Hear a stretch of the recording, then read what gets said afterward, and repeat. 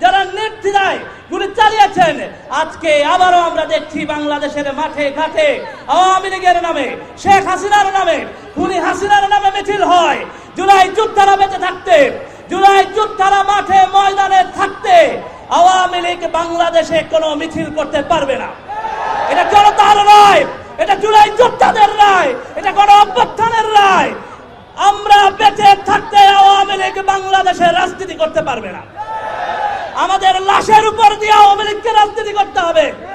আমরা বলতে চাই, মুখের আগুন দেখেছো, হৃদয়ের আগুন দেখো নাই।